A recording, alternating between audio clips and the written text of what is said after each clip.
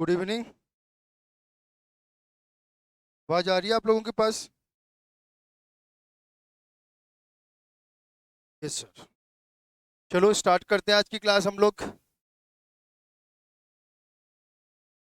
देखो, हम लोग डिस्कस कर रहे थे श्रोडिंगर इक्वेशन। क्या डिस्कस कर रहे थे हम लोग? Schrodinger equation. ठीक है।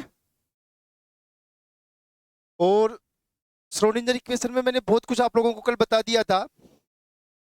हमने श्रोडिंगर इक्वेशन का एक पार्ट डिस्कस भी कर लिया था, जिसको हम लोग बोल रहे थे टाइम इंडिपेंडेंट श्रोडिंगर इक्वेशन। मतलब वो श्रोडिंगर इक्वेशन जो समय पे डिपेंड नहीं करती है। मीन्स हम लोग ये कह सकते हैं कि उस श्रोडिंगर इक्वेशन से जो एनर्जी निकालेंगे वो एनर्जी हमेशा कांस्टेंट रहेगी समय के साथ। क्लियर है? देखो, जो भी आपने आज तक पढ़ा है श्रोडिंगर इक्वेशन के बारे में मैथमेटिकली, उसको अब आप लोग समझ भी लो कि टाइम डिपेंडेंट और टाइम इंडिपेंडेंट होने का मतलब क्या है।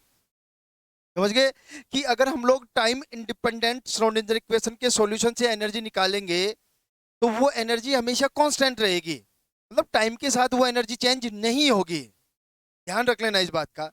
और अगर टाइम के साथ एनर्जी चेंज होती है, अगर टाइम के साथ एनर्जी चेंज होती है, उस कंडीशन में हम लोग कौन सी इक्वेशन यूज करेंगे वो अब हम लोग डिस्कस करेंगे। मीन्स आज की क्लास में जो हम लोग डिस्कस करेंगे वो डिस्कस करेंगे हम लोग टाइम डिपेंडेंट श्रोडिंगर इक्वेशन। ध्यान रख लेना क्या बोल रहा हूं।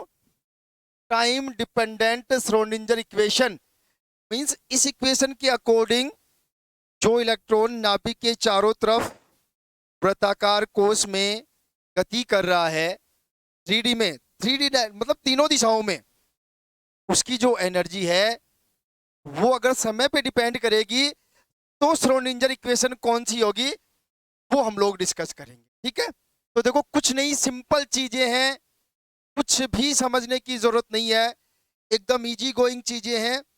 मैं आप लोगों को बता देता हूं। देखो, कल हमने पढ़ा था, ये इक्वेशन हमने निकाली थी H cap psi equals to E psi. Means हम लोग ये कह सकते हैं कि जब कोई इलेक्ट्रॉन नाभिक के चारों तरफ चक्कर लगा रहा है इलेक्ट्रॉनिक फॉर्म में, तब हमारे पास इलेक्ट्रॉनिक वेव है। और इलेक्ट्रॉनिक वेव है तो इलेक्ट्रॉनिक वेव फंक्शन है। और जब इस फंक्शन पर इस ऑपरेटर को अप्लाई करेंगे तो हमारे पास निकल के आएगी एनर्जी। ठीक है। अब कल हमने पढ़ा था कि जो साई है वो एक्स वाई और जेड तीनों पे डिपेंड करता है, क्योंकि तीनों डायरेक्शन की बात कर रहे थे, लेकिन टी पे डिपेंड नहीं करता है। ठीक है। यहाँ पे भी same energy X Y Z और psi x Y Z. Clear है? अब देखो, ये कल तक की कहानी थी।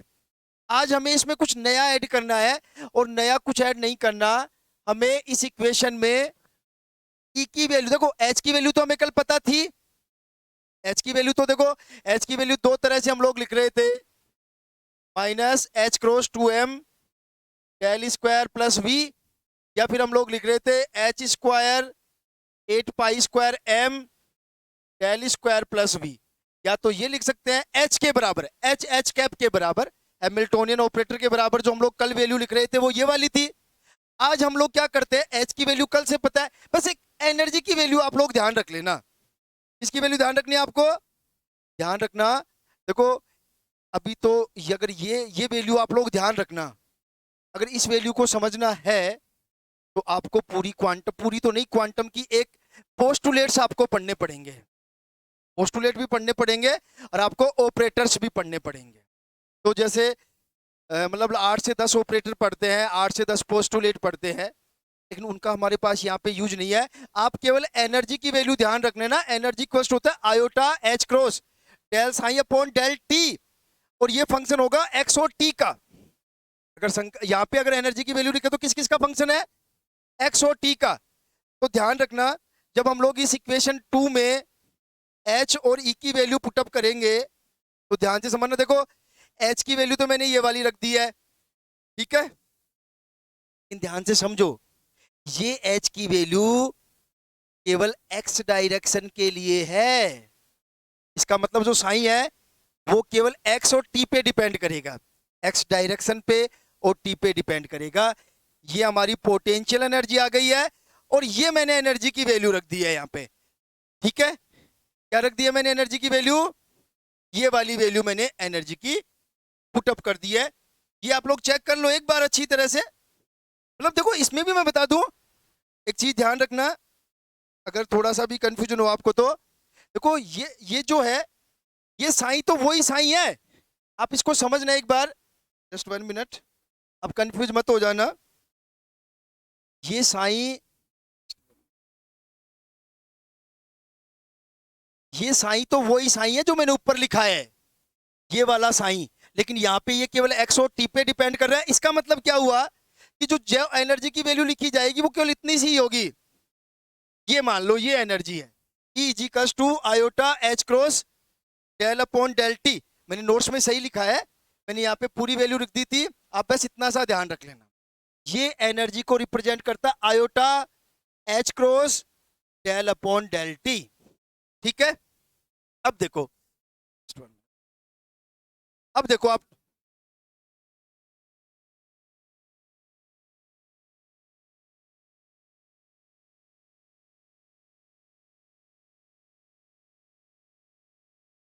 ठीक है,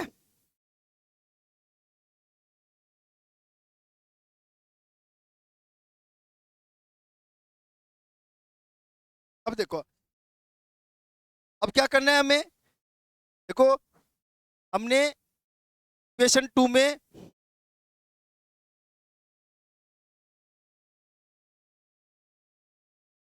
जस्ट 1 मिनट,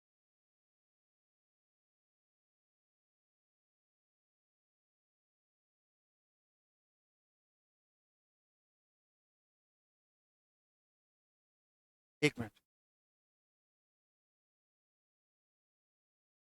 ठीक है, यहां तक हमने देख लिया है। देखो ये हमने क्या किया, एच की वैल्यू रख दी केवल एक्स डायरेक्शन में, और वो यहाँ पे जो साइन है वो एक्स और टी पे डिपेंड कर रहा है, पोटेंशियल एनर्जी भी एक्स और टी पे डिपेंड कर रहा है, और ये वाला पार्ट हमने एनर्जी की वैल्यू पुटअप कर। ठीक है, अब देखो इसी इक्वेशन को इस फॉर्म में लिख देंगे, कुछ नहीं है, सेम है, बस मैंने यहाँ पे एच क्रॉस की फॉर्म में लिखा है और यहाँ पे एच स्क्वायर की फॉर्म में लिखी है, बाकी सारी इक्वेशन वो की वो है। ठीक है, अब देखो इक्वेशन जो 3 और 4 है, वो इक्वेशन 3 और 4 टाइम डिपेंडेंट श्रोडिंगर इक्वेशन है, क्योंकि यहाँ पे अब टी आ गया है, टी आ गया है, टी आ गया है और टी आ गया है। लेकिन अगर एक चीज ध्यान रखना, 3 और 4 टाइम डिपेंडेंट श्रोडिंगर इक्वेशन है, लेकिन केवल एक्स डायरेक्शन के लिए। अगर इसी इक्वेशन को 3 डायरेक्शन के लिए लिखा जाएगा तो देखो क्या लिखेंगे हम लोग, वही वापस जो हमने रिपीट किया है। क्या लिखा जाएगा? देखो नॉर्मल इक्वेशन हमने, देखो जो श्रोडिंगर इक्वेशन टाइम इंडिपेंडेंट थी वो सेम ही है, बस यहाँ पे टी नहीं आ रहा था। ठीक है, अब वापस वही एच की और ई की वैल्यू रखेंगे। तो देखो ये एच की वैल्यू मैंने स्टार्टिंग में बता दी थी, ये पोटेंशियल एनर्जी है psi x Y z t, और यहाँ पे वो एनर्जी की वैल्यू पुटअप कर दी है। ठीक है, फिर वही ये एच क्रॉस की फॉर्म में है, ये एच स्क्वायर की फॉर्म में है, जो मैंने कल आपको खूब अच्छे से बताया है। इन सारी चीजों में तो आपको कोई कंफ्यूजन होगा ही नहीं, क्योंकि कल हमने अच्छे से डिस्कस कर ली है सारी चीजें। ठीक है, देखो इसी इक्वेशन को बस मैंने ये बार बार ये कोशिश की है कि कैसे लिख सकते हैं। अब देखो यहाँ पे मैंने डेल स्क्वायर की वैल्यू पुटअप कर दी है, ये लो जो नोट्स में मैंने लिख के दिया है वही सारा लिखा हुआ है यहाँ पे, बस आप थोड़ा सा ध्यान रख लेना बस चीजों का। ठीक है, देखो यहाँ पे मैंने क्या कर दिया, ये सारी वैल्यू किसकी है, कल मैंने बताया था लैप्लासियन ऑपरेटर की वैल्यू है, वही पोटेंशियल एनर्जी और वो एनर्जी की वैल्यू। अब देखो यहाँ पे ये एच, एच क्रॉस नहीं एच स्क्वायर, ये थोड़ा सा ध्यान रख लेना, नोट्स में तो सही होगा ये। ठीक है, ये एच क्रॉस की फॉर्म में, ये एच स्क्वायर की फॉर्म में, वही डेल स्क्वायर की वैल्यू रख दी हमने, पोटेंशियल एनर्जी और ये एनर्जी की। तो देखो जो इक्वेशन 6 to 9 है वो भी टाइम डिपेंडेंट श्रोडिंगर इक्वेशन है। देखो इक्वेशन ये एक ही है, बस इसको लिखने के तरीके अलग अलग हैं, और एग्जाम में कोई सा भी तरीका पूछ सकता है कि which one is correct Schrodinger equation और which one is not a correct Schrodinger equation, कि चार में से कौन सी बिल्कुल सही श्रोडिंगर इक्वेशन है और चार में से कौन सी गलत श्रोडिंगर इक्वेशन है। ये आप लोगों को बेसिकली ध्यान रखना, एकदम सिंपल है, रट्टा नहीं मारना है, एक एक चीज का तरीका मैंने बता दिया कैसे याद रखनी है आप लोगों को। ठीक है, यहां तक आप लोग देखो एक बार, अगर कोई भी इश्यू है तो पूछ लो आप लोग। ये पूरा टाइम डिपेंडेंट श्रोडिंगर इक्वेशन की बात की है हमने, अगर यहां तक किसी को कोई भी इश्यू है तो आप लोग पूछ लो एक बार, अदरवाइज आगे चले हम लोग। फटाफट रिप्लाई कर दो, देखो आप लोग अगर कोई भी इश्यू है आप लोगों को।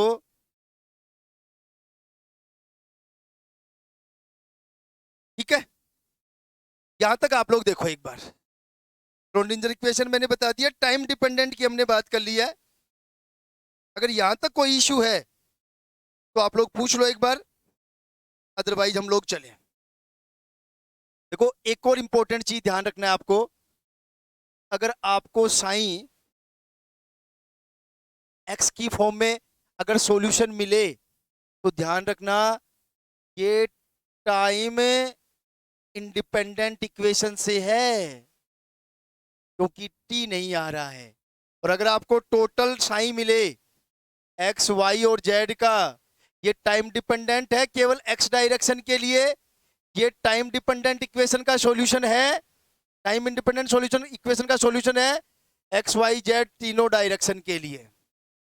और अगर आपको साइन एक्स और टी मिलता है, टाइम डिपेंडेंट इक्वेशन का सॉल्यूशन है केवल एक्स डायरेक्शन के लिए। और अगर आपको सॉल्यूशन मिलता है एक्स वाई जेड से, जेड टी से, तो ध्यान रखना टाइम डिपेंडेंट इक्वेशन का सॉल्यूशन है 3D के लिए। ये थोड़ा सा समझ लेना, आपको एग्जाम में कुछ भी पूछ ले वो इससे रिलेटेड, तो आपको पता होना चाहिए कि आप बता पाओ कि कैसे डिसाइड किया जाएगा कि ये टाइम डिपेंडेंट इक्वेशन का पार्ट है कि टाइम इंडिपेंडेंट इक्वेशन का पार्ट है। ठीक है, यहां तक एक बार आप लोग देख लो, अगर किसी को कोई भी इश्यू है तो आप लोग बता दो, अदरवाइज हम लोग आगे चलें। देखो फटाफट रिप्लाई कर दो यहां तक, अगर किसी को कोई भी इश्यू है तो।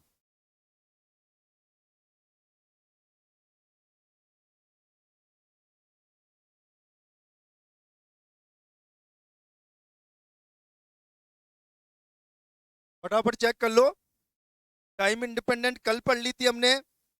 देखो टाइम डिपेंडेंट और इंडिपेंडेंट में बस इतना सा ही डिफरेंस है कि हमें एनर्जी की वैल्यू पुटअप करनी होती है, E बराबर iota H cross del upon del t, बस और कोई डिफरेंस। ये वैल्यू जहां भी नजर आ जाए आपको वो टाइम डिपेंडेंट करके आनी है, और ये वैल्यू नजर नहीं आए कहीं भी तो टाइम इंडिपेंडेंट करके आनी। ठीक है भाई, समझ गए दोनों इक्वेशन। 100% एक क्वेश्चन मिलेगा एग्जाम में इस इक्वेशन से, अब वो आपकी मर्जी है, और ये मेरी गारंटी है जो मैंने बता दिया उसमें से बाहर जाएगा नहीं। सर काम की चीज, देखो काम का के कुछ भी नहीं है, मैंने तरीका बता दिया है। इन सारी इक्वेशन जितनी भी मैंने मान लो 20-25 इक्वेशन बताई है, उनमें से कोई भी इक्वेशन देख के पूछ सकता है आप लोगों को, इसलिए इक्वेशन आपको सारी ध्यान रखनी पड़ेंगी। इसमें बिल्कुल कुछ भी काम मतलब ऐसा नहीं है जो नहीं काम का है, क्योंकि वो किसी भी फॉर्म में पूछ सकता है। अब बस आपसे मेरा एक सजेशन है कि आप इनका रट्टा मत मारना, तरीका मैंने बता दिया हर चीज का, आप समझ के याद करना, जिससे कि अगर थोड़ा सा कंफ्यूजन भी हो एग्जाम में तो आप एक तरह से डेरिवेटिव करके देख सकते हो, ड्राइव करके देख सकते हो कि यार कहां पे क्या आना चाहिए। आयोटा कांस्टेंट, बिल्कुल कांस्टेंट भी क्या है, ये मान लो इसकी वैल्यू कांस्टेंट तो है ही, कांस्टेंट तो है ही, बाकी कई बार इसकी वैल्यू केवल एक मानी जाती है बस। आयोटा बिल्कुल कांस्टेंट है, कुछ जगह तो लिखते ही नहीं है, जब इसका आगे डेरिवेशन करते हैं तो इसको छोड़ देते हैं बीच में ही। बिल्कुल आयोटा कांस्टेंट है। एच क्रॉस आपको पता ही है, एच क्रॉस बराबर होता है एच अपॉन 2 पाई, साइन आपको पता ही है, सारी चीजों का आपको पता है, तो कह के काम की सारी है, मैं 100% कहूंगा, क्योंकि देखो किसी भी फॉर्म में पूछ सकता है वो घुमा करके। और आपने इतनी मेहनत कर रहे हो, और अब थोड़ा सा एक दो इक्वेशन के लिए अगर आप छोड़ जाते हो और वो इक्वेशन आ जाती है, तो फिर क्या मतलब उस पढ़ाई का। ठीक है, अब देखो आगे। आगे क्या है हमारा, significance of Sai and Sai square. देखो ये बड़ा इंपॉर्टेंट है, अपने आप में ये ध्यान रखना। Sai and Sai square, potence या सिग्निफिकेंस कुछ भी मान लो। ये साई और साई स्क्वायर है क्या, पूरी कहानी क्या है। देखो एक सिंपल तरीके से मैं बता देता हूं। तो ये तो आपको पता ही है, इसको बोलते हैं वेव फंक्शन या एम्पलीट्यूड ऑफ वेव। क्या बोलते हैं, या तो वेव फंक्शन बोलते हैं या एम्पलीट्यूड ऑफ वेव, तरंग आयाम। इसको बोलते हैं तरंग फनल या फिर तरंग आयाम, ये ध्यान रखें। और साई स्क्वायर को बोलते हैं प्रोबेबिलिटी डेंसिटी, प्रोबेबिलिटी डेंसिटी। और प्रोबेबिलिटी डेंसिटी को हिंदी में बोलते हैं प्रायिकता घनत्व। एक आपको बहुत इंपॉर्टेंट बात बताता हूं, साई स्क्वायर जो है ना, वो कक्षक और कक्षक की शेप के बारे में बताता है। मेरी बात सुनना, देखो अब आप बहुत कुछ काम की चीजें सीखने वाले हो। साई स्क्वायर इसको बताता है, कक्षक और उसकी शेप को बताता है। अब आप लोग बता सकते हो कि साई स्क्वायर किसको बता रहा है भाई। चलो आप लोग रिप्लाई करो। मैंने आपको एक हिंट दिया है कि साई स्क्वायर कक्षक, कक्ष नहीं, कक्षक और उसकी शेप को बताता है। अब आप लोग मेरे को बता दो, इसका मतलब साई स्क्वायर किसको बताता है, फटाफट रिप्लाई कर दो। देखो आप लोग, मैंने एक हिंट आपको दे दिया है, इलेक्ट्रॉन डेंसिटी। देखो बिल्कुल सही है, क्योंकि जो कक्षक है वो भी इलेक्ट्रॉन डेंसिटी को ही बताता है। क्योंकि मैंने बताया था, दोबारा बताऊंगा, लेकिन हमने एक दिन डिस्कस किया था कि स्पेस में वो मतलब 3D में वो स्पेस जहां इलेक्ट्रॉन पाए जाने की प्रोबेबिलिटी मोर देन 90% होती है। बिल्कुल सही है। देखो चीजों को पता नहीं आपने क्या पढ़ रखा है, आई डोंट नो, लेकिन अब आप लोग कुछ सीखो चीजों को जोड़ना कि कैसे हम लोग एक दूसरे चीजों को आपस में मैच करा सकते हैं। ठीक है, तो आपको आज तक पता नहीं, आपने आज तक यही पढ़ा होगा कि साइन स्क्वायर प्रोबेबिलिटी डेंसिटी, लेकिन ध्यान रखना आज से ये कक्षक और कक्षक की शेप को भी बताता है। क्यों बताता है, देखो अब आप मान भी गए इस बात को, क्योंकि कक्षक भी इलेक्ट्रॉन डेंसिटी को बताता है और साइन स्क्वायर भी इलेक्ट्रॉन डेंसिटी को बताता है। कहानी ये है। आ गई बात समझ में, कोई दिक्कत नहीं है। अब देखो साई किसको बताता है भाई, चलो ये तो बताता है, देखो ये तो बताता है इलेक्ट्रॉन घनत्व को, बिल्कुल सही है, इलेक्ट्रॉन घनत्व को बताता है। कक्षक को बताता है, कक्षक की आकृति को बताता है। देखो समझ लो अब सारी चीजें, कौन किसको बताता है, साई किसको बताता है। चलो फटाफट रिप्लाई करो, साई किसको बताता है, फटाफट रिप्लाई कर दो। साई किसको बताता है, देखो इतना टाइम नहीं है, फटाफट रिप्लाई करो आप लोग।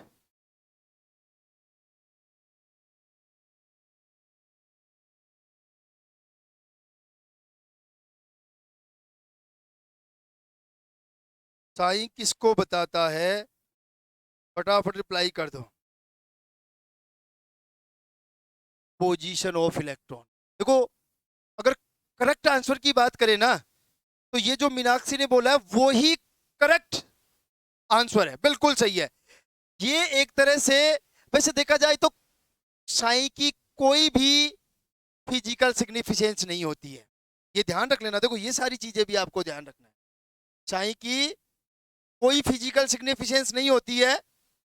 बस इतना मान लो कि ये केवल 3D में इलेक्ट्रॉन की पोजीशन को बताता है। अब देखो दोनों चीजें क्लियर हो गई, साई इलेक्ट्रॉन की पोजीशन को बताता है और साई स्क्वायर किसको बताता है, इलेक्ट्रॉन घनत्व को बताता है। अब देखो कहानी कहाँ है। अब आप एक बात तो, ये ग्राफ खूब पढ़ा है आप लोगों ने, पढ़ा है ना भाई ये ग्राफ, आप लोगों ने ये ग्राफ शायद खूब पढ़ा है, पढ़ा है कि नहीं पढ़ा है, पहले तो ये बता दो आप लोग। पढ़ा है कि नहीं पढ़ा है? ये ऐसा ग्राफ आपने शायद खूब पढ़ा है कि नहीं पढ़ा है? पहले तो यस और नो, क्योंकि पढ़ा हो तभी पूछूं आपसे कुछ, वरना आप कहोगे सर बिना वजह टाइम खराब हो गया 2 मिनट। फटाफट रिप्लाई करो, खूब पढ़ा है, यस। और बताओ, चलो ये किसको रिप्रेजेंट करता है ये बता दो फिर। अगर ये ग्राफ पढ़ा है तो ये पॉइंट किसको रिप्रेजेंट करता है?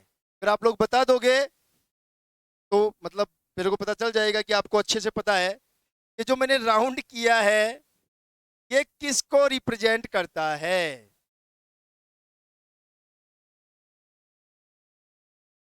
ये जो मैंने राउंड किया है ये किस चीज को रिप्रेजेंट करता है? अगर पढ़ा है तो देखो पता भी होना चाहिए आप लोगों को,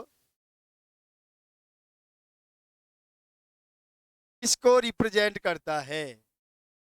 ये जो मैंने राउंड बनाया है ये किसको रिप्रेजेंट करता है? देखो इतना टाइम नहीं, मैं आपके इंतजार का ही मतलब आपके आंसर का वेट कर रहा हूं।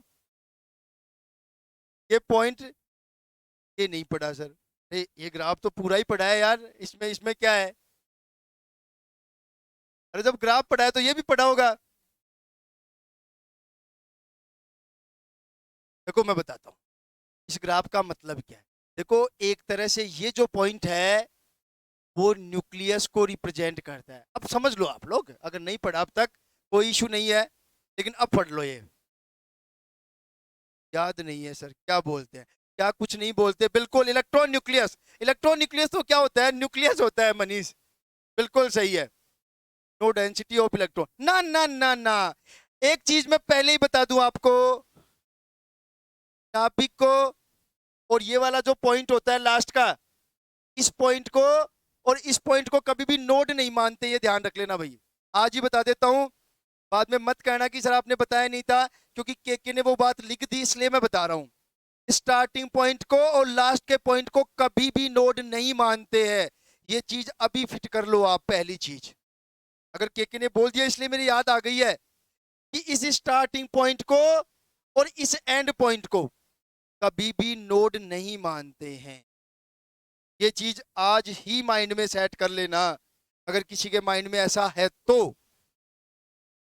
ये है न्यूक्लियस, ठीक है। और न्यूक्लियस से जैसे जैसे दूर जाएंगे, ये आर रेडियस, न्यूक्लियस से दूर जा रहे हैं। एटम की बात कर रहा हूं मैं, ये पूरा एटम है भाई, ये मैं एटम के अंदर की कहानी बता रहा हूं। और ये एटम का न्यूक्लियस है, और ये एटम का न्यूक्लियस, ये पूरे, देखो सोचो आपने क्या पता किताबों में पढ़ा है, अब आप इसको एटम मान के पढ़ो, आज एकदम क्लियर हो जाएगा मामला। आपने किताबों में पढ़ा तभी तो पता नहीं है कि ये पॉइंट क्या है। अगर आप इसको एटम मान के पढ़ते तो आई थिंक आप बता पाते मेरे को ये बात। तो आज आप इसको एटम मानो, और ये एटम की न्यूक्लियस, और ये एटम से दूर जा रहे हैं, तो क्या होता है? ये जो है एक तो बिल्कुल कंप्लीट लाइन है, ये लाइन इधर गई, देखो ये साई भी है और साई स्क्वायर भी है। ये वाली जो लाइन है वो साई और साई स्क्वायर दोनों को रिप्रेजेंट कर रहा है, क्योंकि हम दो ग्राफ बना रहे हैं, ठीक है। ये मान लो प्लस पार्ट, ये मान लो माइनस पार्ट, ठीक है। और वैसे देखा जाए साई की वैल्यू तो यहाँ पे 0 है, यहाँ पे पॉजिटिव में वैल्यू है, यहाँ पे नेगेटिव में वैल्यू है। देखो समझ लो आप एक एक चीजों को, आज तक जो आपने रट्टा मार रखा है ना चीजों का, आज उनको समझ लो। आपके पास बहुत अच्छा मौका है कि आज तक जो आपको बस एक सिंपल तरीके से रट्टा मार के याद कर रखा था, आज वो सब कुछ समझ पाओगे आप एक एक सिंगल सिंगल लाइन में, ठीक है। न्यूक्लियस है, अब जैसे जैसे न्यूक्लियस से आगे जाएंगे, देखो इलेक्ट्रॉन पाए जा, इलेक्ट्रॉन की पोजीशन, इलेक्ट्रॉन पाए जाने की या इलेक्ट्रॉन के मतलब पोजीशन मान लो या प्रायिकता, वो बढ़ती है, फिर कम होगी, फिर 0, फिर उसके बाद इलेक्ट्रॉन नीचे की तरफ चला जाएगा साई, फिर वापस 0, फिर वापस इधर की तरफ। देखो ये कंप्लीट लाइन हमेशा साई को रिप्रेजेंट करती है, क्योंकि इलेक्ट्रॉन तो 3D में कहीं भी जा सकता है, इलेक्ट्रॉन तो 3D में कहीं भी जा सकता है, चाहे एक्स डायरेक्शन में तो ऊपर की तरफ भी जा सकता है, नीचे की तरफ भी जा सकता है, वाई डायरेक्शन में तो इधर भी जा सकता है, इधर भी तो पॉजिटिव वाले पार्ट में भी जा सकता है, नेगेटिव बनाई थोड़ी ना इलेक्ट्रॉन की, ठीक है, सेकंड बात करते हैं। एक मैंने डैश डैश दिखाया है ये साइन स्क्वायर को, लेकिन ये कभी भी साइन स्क्वायर नेगेटिव में नहीं जा रहा है। क्यों नहीं जा रहा है? देखो ये कहानी इसलिए है, जो साइन स्क्वायर किसको रिप्रेजेंट करता है? इलेक्ट्रॉन पाए जाने की संभावना को। तो देखो ज्यादा से ज्यादा इलेक्ट्रॉन कितने हो सकते हैं भाई? फटाफट रिप्लाई करो, ज्यादा से ज्यादा इलेक्ट्रॉन कितने हो सकते हैं? फटाफट रिप्लाई करो। देखो साथ की साथ लिखा करो आप लोग, ज्यादा से ज्यादा इलेक्ट्रॉन। दो, दो कहां से लेके आओगे भाई? ये बताओ। 8 जीरो, ज्यादा से ज्यादा जीरो होगा। अजीत सिंह बावली बात कैसे करते हो? 8, 8 इलेक्ट्रॉन एक। क्यों भाई? कीर्ति, कीर्ति और अनीता ने बताया एक। अरे बिल्कुल सही है बावड़ो, हम लोग बात कर रहे हैं वन इलेक्ट्रॉन सिस्टम की, और पूरी श्रोडिंगर इक्वेशन केवल वन इलेक्ट्रॉन सिस्टम पर ही लागू होती है। तो ज्यादा से ज्यादा कितना? एक, बिल्कुल सही। कम से कम बताओ, कम से कम कितने इलेक्ट्रॉन हो सकते हैं? देखो फिर क्लियर हो जाएगा आपको। कम से कम कितने इलेक्ट्रॉन हो सकते हैं भाई? ज्यादा से ज्यादा एक, कम से कम। फटाफट रिप्लाई करो, कम से कम का। ज्यादा से ज्यादा एक इलेक्ट्रॉन, कम से कम। बताओ बताओ, एक से ज्यादा तो हो ही नहीं सकता ना। रिप्लाई करो तो फटाफट यार, तभी मजा आता है। देखो आप लोग जितना बताओगे, मेरी हेल्प करोगे, उतना ही मजा आएगा। देखो आप लोगों को मैं उतना अच्छा बता पाऊंगा। कीर्ति मेहरिया, कम से कम एक ही होगा। अरे बावड़ो, कम से कम जीरो हो सकता है हाइड्रोजन में। तो भी तो देखो, इलेक्ट्रॉन पाए जाने की संभावना हमेशा पॉजिटिव होगी। जीरो हो सकती है लेकिन नेगेटिव नहीं हो सकता। तो मिनिमम इलेक्ट्रॉन जीरो हो सकता है, मैक्सिमम इलेक्ट्रॉन कितने हो सकते हैं? एक। तो साइन स्क्वायर की जो मैक्सिमम वैल्यू एक तरह से हो सकती है वो एक हो सकती है। कितनी हो सकती है? एक हो सकती है। और मिनिमम वैल्यू कितनी हो सकती है? जीरो हो सकती है, क्योंकि इलेक्ट्रॉन घनत्व एक और इलेक्ट्रॉन घनत्व जीरो। ये भी काम आएगी, आगे बताऊंगा मैं आप लोगों को, क्योंकि मैंने क्यों बताया साइन स्क्वायर बराबर 1 और साइन स्क्वायर बराबर जीरो। बात क्लियर हो गई है? तो ध्यान रखना, साई का ग्राफ नेगेटिव में चला जाएगा, बट साइन स्क्वायर का ग्राफ कभी भी नेगेटिव नहीं जाएगा, क्योंकि इलेक्ट्रॉन पाए जाने की संभावना है। तो संभावना जीरो हो सकती है, नेगेटिव कहां से होगी भाई? नेगेटिव इलेक्ट्रॉन होता है क्या कभी कि भाई जीरो इलेक्ट्रॉन हो गया, नीचे चला गया तो माइनस एक इलेक्ट्रॉन? ऐसा तो कोई सिस्टम ही नहीं है। तो ध्यान रखना, साई का ग्राफ माइनस में चला जाएगा, बट साइन स्क्वायर का ग्राफ कभी भी माइनस में नहीं जाएगा। यहां तक देख लो भाई आप सब लोग, अगर किसी को कोई भी इशू है तो आप लोग पूछ लो, अदरवाइज हम लोग आगे चले। फटाफट रिप्लाई कर दो। देखो ये ग्राफ कैसे बनता है मैंने आप लोगों को बता दिया है। अब आपने क्या पढ़ रखा था आज तक मेरे को आइडिया नहीं है, लेकिन मैंने आपको क्लियर कट समझा दिया है कहानी क्या है क्या नहीं है। तो ये ग्राफ बहुत काम आएगा आगे जाकर के, जब मैं आपको ऑर्बिटल्स की शेप बताऊंगा। ठीक है, कोई इश्यू हो तो पूछ लो, अदरवाइज आगे चले हम लोग। ठीक है, देखो आगे की कहानी क्या है, प्रॉपर्टीज ऑफ वेव फंक्शन। देखो ये भी अपने आप में बहुत इंपॉर्टेंस रखता है। देखो प्रॉपर्टीज ऑफ वेव फंक्शन क्या है, मेरी बात समझना पहले ध्यान। कि जब हम लोग श्रोडिंगर इक्वेशन की हेल्प से साई के मान निकालते हैं तो इसके बहुत सारे मान निकलते हैं, बहुत सारे वैल्यूज आती हैं, बहुत सारे मान निकलते हैं।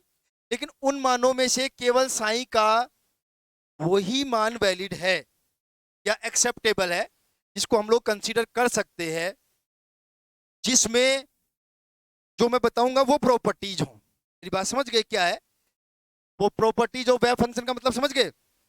जब हम लोग साई की हेल्प से श्रोडिंगर इक्वेशन को सॉल्व करेंगे तो हमारे पास साई के बहुत सारे सॉल्यूशन आएंगे, लेकिन उन सॉल्यूशंस में से केवल वही सॉल्यूशन एक्सेप्टेबल होंगे जो मैंने लिख के दिए, उन कंडीशंस को फॉलो करेंगे। कंडीशंस कौन सी है मैं बताऊंगा अभी आप लोगों को। देखो फर्स्ट कंडीशन क्या है, देखो फर्स्ट कंडीशन है साई मस्ट बी फाइनाइट।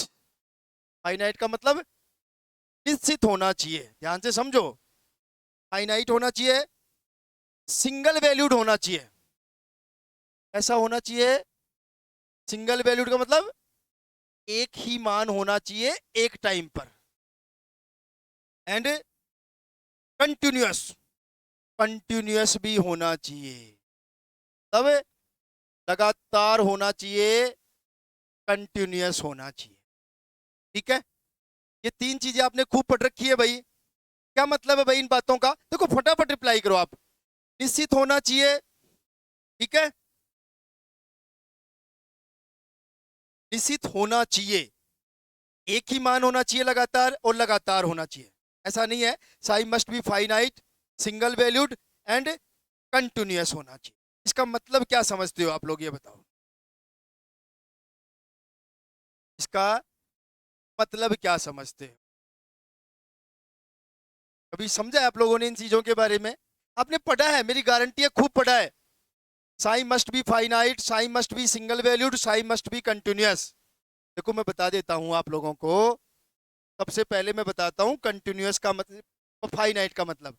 देखो अगर आपके पास कोई ऐसा ग्राफ हो, ये आर और साई, ध्यान से समझ लो अब आप लोग, ये आर और ये साई सर ऑर्थोगोनल, नहीं वो चीज बाद में मैं बताता हूं आप लोगों को। ये साई है, ध्यान से समझना, तो समझ लो मैं बता रहा हूं जो आपने केवल आज तक पढ़ी रखा है, ये चीजें आपने कभी समझने की कोशिश नहीं की इन चीजों को, आज थोड़ा सा आप सीख सकते हो। तो देखो अगर साई और आर का कोई भी ग्राफ है, तो वो ग्राफ इस टाइप का होना चाहिए, या फिर ये जो ग्राफ है वो इस टाइप का हो सकता है। लेकिन ये ग्राफ जो है वो कभी भी इस टाइप का नहीं हो सकता, क्योंकि देखो ये साई, ध्यान से समझना मैं क्या कह रहा हूं आपको, मेरी बात समझ लो आप लोग, मैं क्या कह रहा हूं, निश्चित होना चाहिए।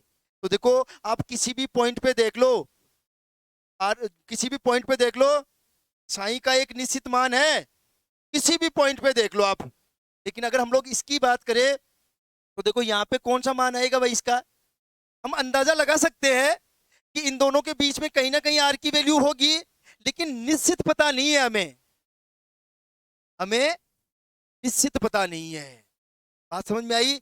निश्चित का मतलब क्या है, साई मस्ट बी फाइनाइट, निश्चित होना चाहिए। इसमें कहीं भी ग्राफ में आप देख लो, किसी भी पॉइंट पर एक निश्चित वैल्यू होगी, इसमें देख लो आप किसी भी पॉइंट पे देख लो एक फिक्स वैल्यू आएगी। लेकिन इसमें देखो यहाँ फिक्स फिक्स है, फिक्स है, फिक्स है, बट यहाँ पे फिक्स नहीं है।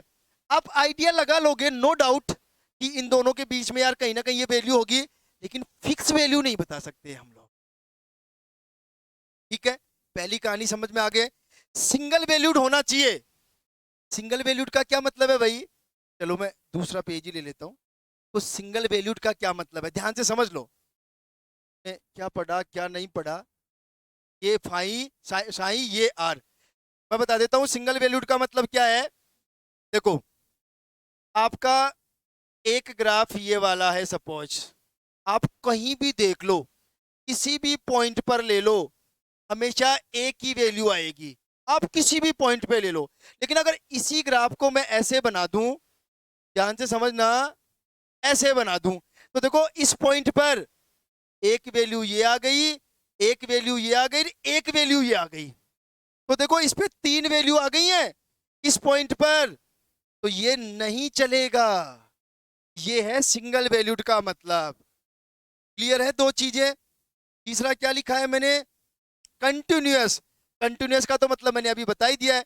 देखो कोई भी ग्राफ जो बनेगा साई और आर में, वो कंटिन्यूअस होना चाहिए, इस टाइप से कंटिन्यूअस होना चाहिए। अगर कहीं भी टूट गया, जैसे साई ये आर, एक ग्राफ यहां तक गया फिर यहां आया, नहीं चलेगा भाई, नहीं चलेगा, कंटिन्यूअस होना चाहिए। क्लियर है? आज समझ गए तीनों चीजें। निश्चित का मतलब क्या है, एक ही वैल्यू का मतलब क्या है, सिंगल वैल्यूड का मतलब क्या है, और कंटिन्यूअस का मतलब क्या है। अब आप लोग बताओ, इन तीनों वर्डिंग में कोई इश्यू हो तो आप लोगों को फटाफट रिप्लाई कर दो। फटाफट रिप्लाई कर दो। तीनों कंसेप्ट में कोई भी इश्यू हो, फाइनाइट, सिंगल वैल्यूड और कंटिन्यूअस वाले में, फटाफट रिप्लाई कर दो आप लोग। समझ में आ गया होगा आई थिंक। अब आज तक आपने जो केवल पढ़ रखा था ना थ्योरी में कि निश्चित होना चाहिए, सिंगल वैल्यूड होना चाहिए, लगातार होना चाहिए, वो मैंने आपको आज एक एक्सपेरिमेंटली बता दिया कि क्या मान होना चाहिए। क्लियर है? आगे चलते हैं। देखो आगे की कहानी क्या है। मतलब हम लोग पढ़ रहे प्रॉपर्टीज ऑफ साइन। साइन में पहली प्रॉपर्टीज मैंने बता दी है। दूसरी प्रॉपर्टी की बात करते हैं हम लोग साइन में। दूसरी प्रॉपर्टी क्या है साइन की? मतलब मैंने कह रखा है आपको कि वो मान एक्सेप्टेबल होगा साइन का जो फॉलोइंग प्रॉपर्टीज को फॉलो करेगा। तो पहली प्रॉपर्टीज हो गई। दूसरी property, psi must be vanish. Vanish का मतलब होता है गायब हो जाना। वेनिस का मतलब होता है गायब हो जाना। Means psi must be vanish means psi must be zero.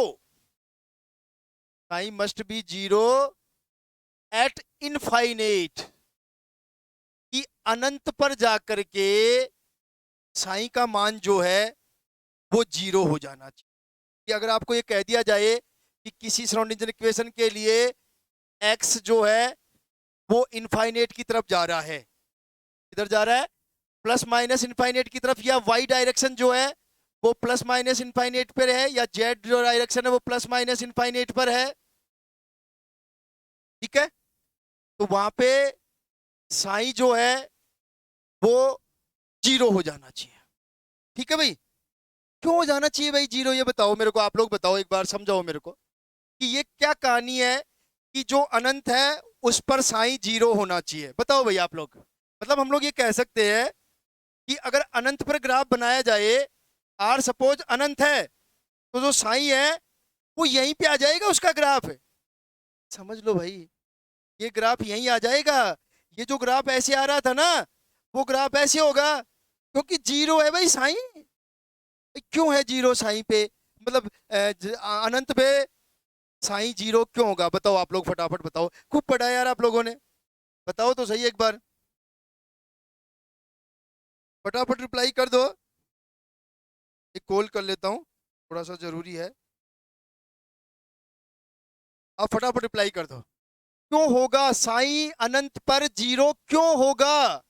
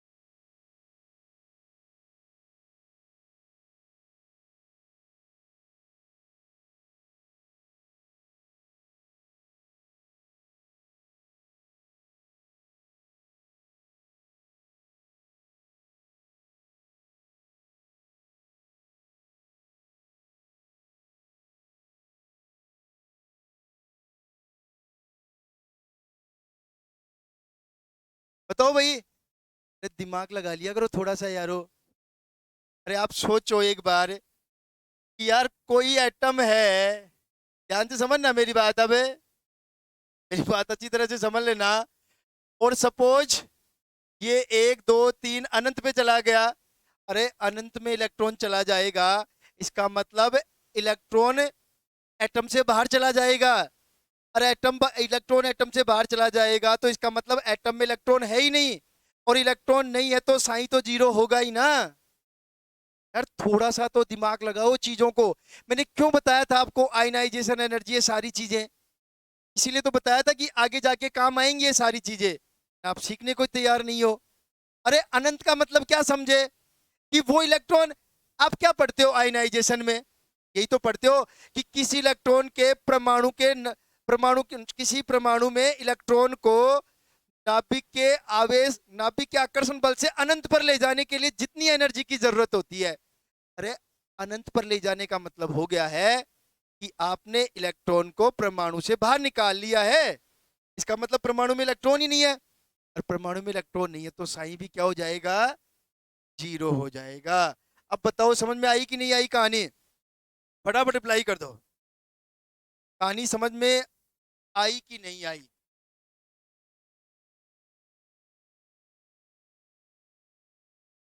अब कम से कम ये तो रिप्लाई कर दो कि आपको कहानी समझ में आई कि नहीं आई। आपने जो केवल थ्योरेटिकल पढ़ रखा था उन चीजों को आपके माइंड में सेट कर दिया है मैंने, क्लियर है। एक और इंपॉर्टेंट प्रॉपर्टी है, वो और बताता हूं आपको, वो क्या है।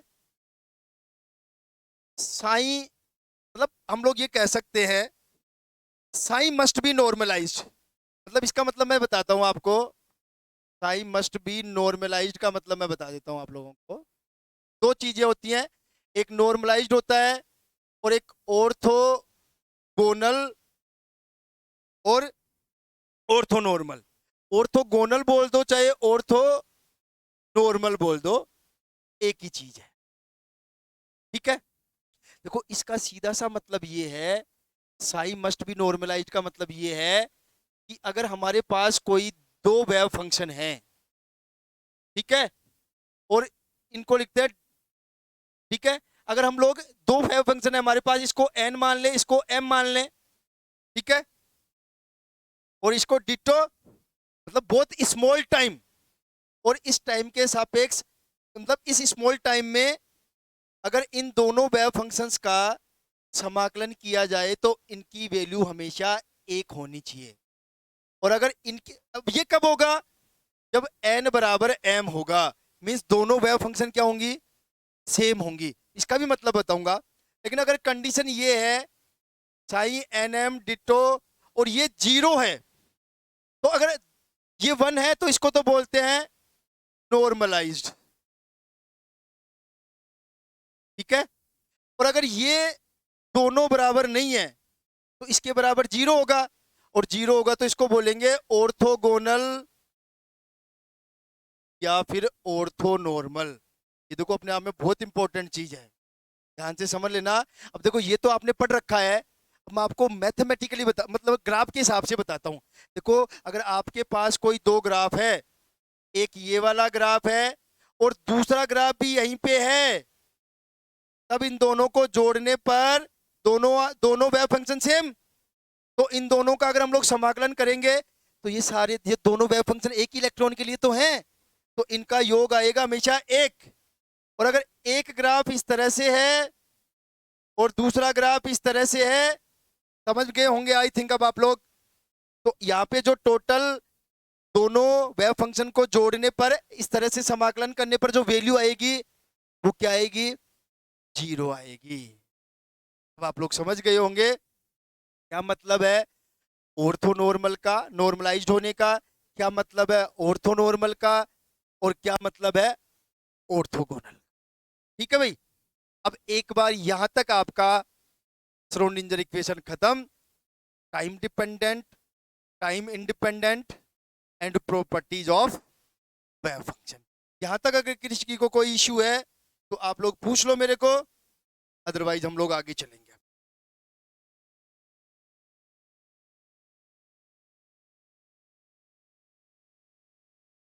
फटाफट रिप्लाई कर दो आप लोग।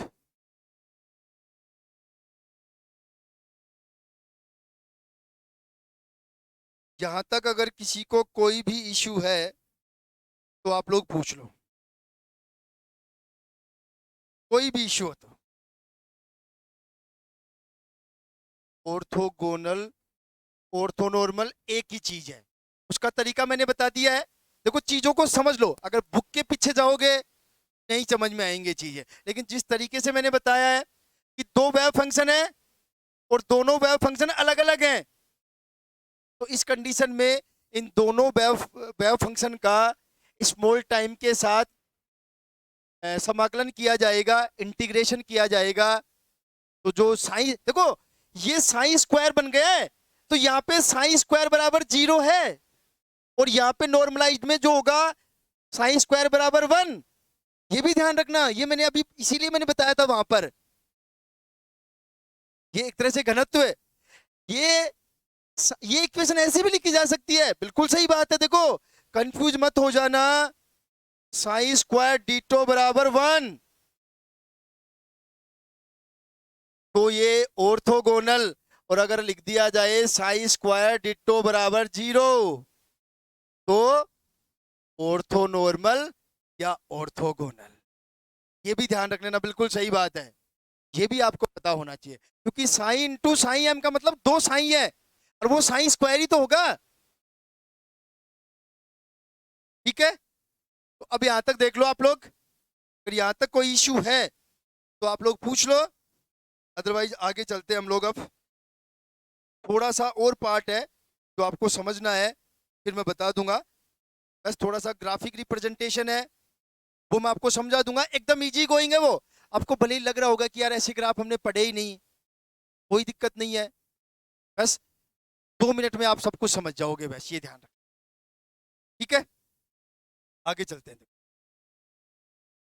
देखो आगे हम लोग क्या डिस्कस करेंगे, वैसे पूछता नहीं है, लेकिन कई बार अगर थोड़ा सा भी अलग हटके पूछ लेगा तो यहाँ से क्वेश्चन आ जाएगा, और ये 2 मिनट का काम है। आपको लगे 2 मिनट में करवा, मतलब आप 2 मिनट में इस क्वेश्चन को कर लोगे, बस समझ लो आप लोग। देखो अभी तक जो हमने श्रोडिंगर इक्वेशन पढ़ी है वो एक्स, वाई और जेड 3 कोऑर्डिनेट की फॉर्म में पढ़ी है, जिनको बोलते हैं कार्तिकेय निर्देशांक, Cartesian coordinates, x Y z, जो कि तीनों डायरेक्शन को रिप्रेजेंट करते हैं।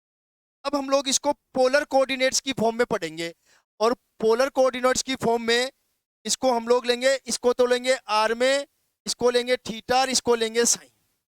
ध्यान से समझ लो बस, ठीक है। तो अभी तक जिस श्रोडिंगर इक्वेशन को हम लोग एक्स वाई जेड डायरेक्शन में पढ़ रहे थे, अब हम लोग polar coordinate means r, theta और फाई डायरेक्शन में पढ़ेंगे। आप लोग इतना सा समझ लो बस। फिर हम लोग साइन को, जब हम लोग इसको जब सोल्व करेंगे इस फॉर्म में, जब हम लोग श्रोडिंगर इक्वेशन को सोल्व करेंगे, तो इसका जो रिजल्ट निकल के आएगा वो क्या आएगा, देखो साइन आर थीटा और साइन फाई, और इसका जो सॉल्यूशन निकल के आएगा वो फाइनल सॉल्यूशन क्या होगा, r r f and phi. मतलब एक तरह से 2 पार्ट हो गए हैं। आगे देखो, एक वैसे तो 2 पार्ट है, लेकिन थोड़ा सा भी डिटेल में जाएंगे तो इसके 2 अलग अलग पार्ट और हो जाएंगे। तो देखो कुछ जगह आपको 2 पार्ट लिखे हुए मिलेंगे, कुछ जगह आपको 3 पार्ट लिखे हुए मिलेंगे, ये थोड़ा सा ध्यान रख लेना। वो मैं दोनों बता दूंगा, आप कंफ्यूज मत होना, ठीक है।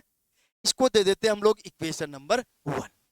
देखो अब आप समझना, जो सॉल्यूशन निकल के आया है उसमें से ये वाला जो पार्ट है हमारा, देखो ये सब चीजें याद रखनी पड़ेंगी, क्योंकि अगर इसको समझना है तो हमें ये मान के चलो कम से कम भी 4 क्लास ही हैं, और कोई मतलब नहीं है उन क्लासों का, ठीक है। इसको बोलते हैं रेडियल फंक्शन। कौन सा फंक्शन बोलते हैं इसको, रेडियल फंक्शन, और हिंदी में बोलेंगे त्रिज्या फलन। इसको रेडियल वेव फंक्शन भी बोलते हैं, रेडियल वेव फंक्शन भी बोलते हैं। हिंदी में क्या बोलेंगे, त्रिज्या तरंग फलन। तो ये वही साई है, ये मान लो आप, बस आप कंफ्यूज मत होना। एक तरह से ये साई है, लेकिन साई को हम लोगों ने पोलर कोऑर्डिनेट्स की फॉर्म में ले लिया, और ये जो पूरा पार्ट है ना, इसको बोलते हैं एंगुलर फंक्शन और एंगुलर वेव फंक्शन। ठीक है भाई। देखो एक चीज समझना आप लोग, भले ही हम लोग यहाँ पढ़ रहे हो, लेकिन जब पूरी केमिस्ट्री क्लियर हो गई ना, मतलब खोजकर्ताओं ने सारा कुछ खोज कर दिया, तब जाके ये चीजें निकली थी। तो ये निकलने का मतलब मैं क्या बताना चाह रहा हूं, कि ये जो आपका रेडियल वेव फंक्शन है वो एन और एल पे डिपेंड करता है, और ये जो आपका एंगुलर वेव फंक्शन है वो एल और एम पे डिपेंड करता है। ये ध्यान रखना। ये भले ही जब श्रोडिंगर इक्वेशन बता रहा था और ये सारी चीजें बता रहा था, तो भले ही उसने कुछ भी बोला हो इन चीजों के बारे में, लेकिन आज जब सारा समझ चुके लोग, साइंटिस्ट वगैरह, उसके बाद में ये क्लियर है कि रेडियल वेव फंक्शन एन और एल पे डिपेंड करता है, और ये एंगुलर वेव फंक्शन जो है वो एल और एम पे डिपेंड करता है। अब देखो फिर तीन चीजें और, यहाँ पे तीन चीजें हैं। आर आर एफ डिपेंड करता है थीटा पे, एफ डिपेंड करता है साइन पे।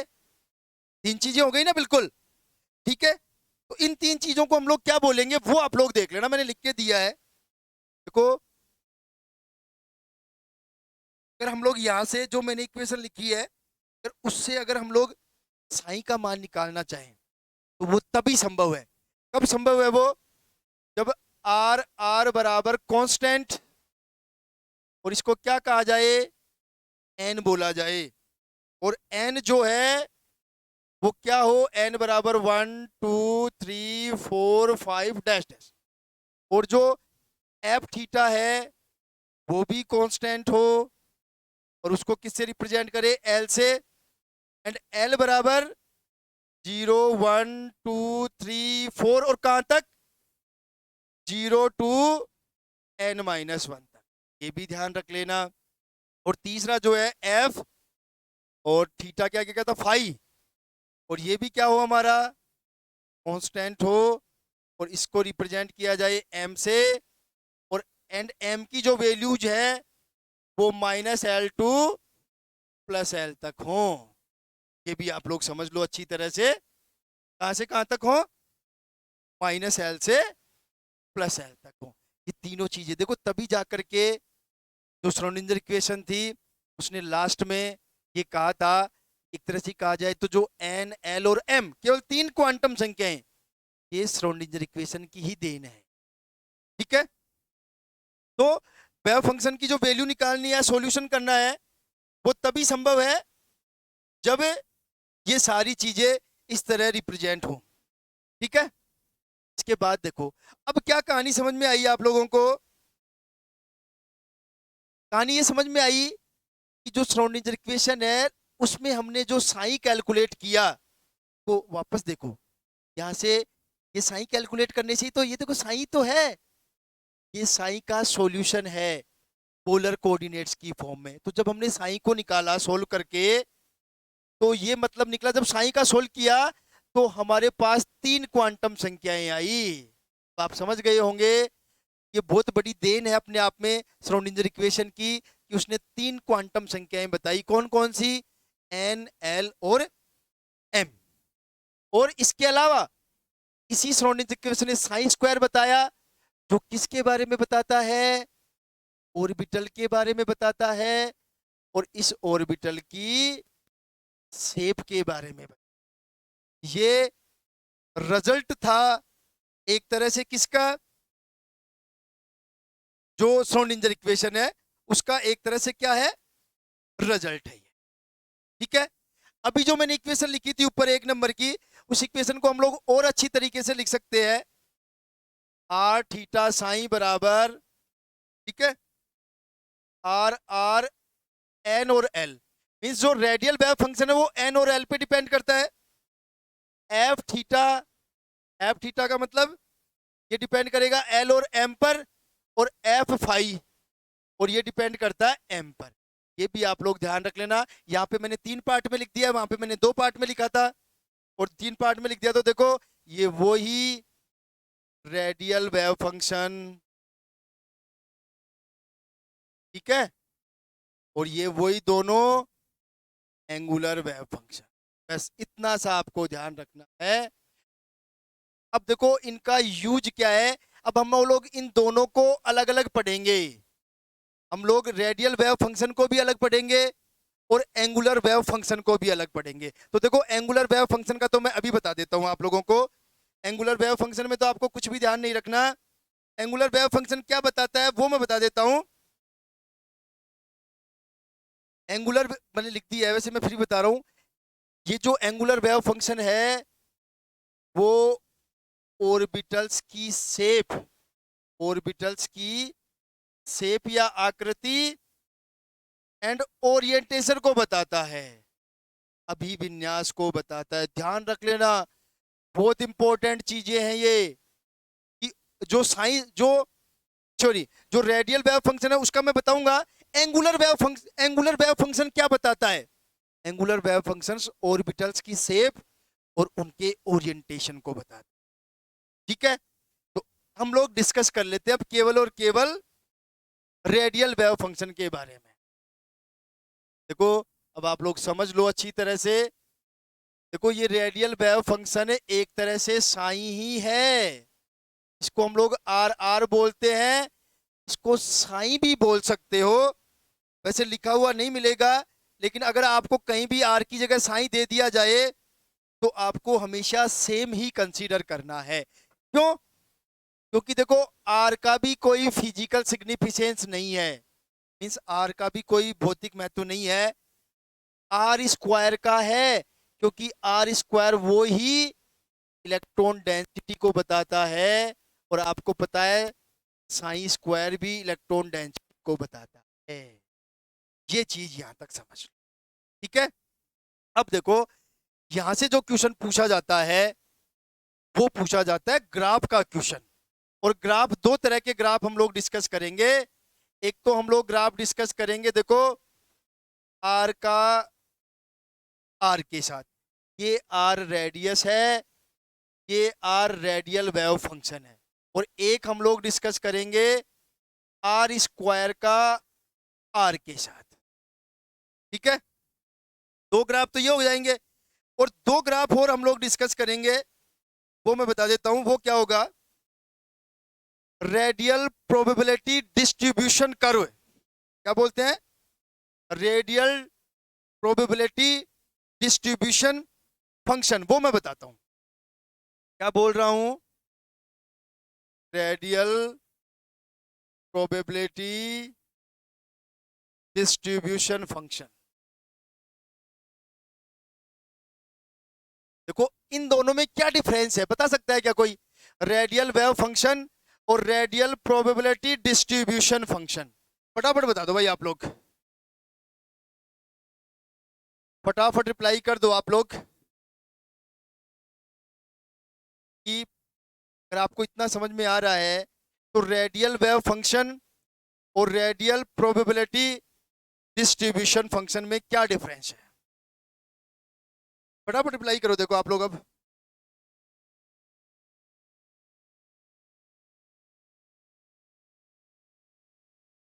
फटाफट रिप्लाई कर दो।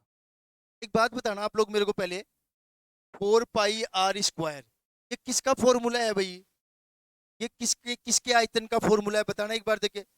4 पाई r स्क्वायर, 4 पाई r स्क्वायर, ये किसके आयतन का या क्षेत्रफल का फॉर्मूला है? तो फटाफट रिप्लाई करो, इतना टाइम नहीं है हमारे पास। 4 पाई r स्क्वायर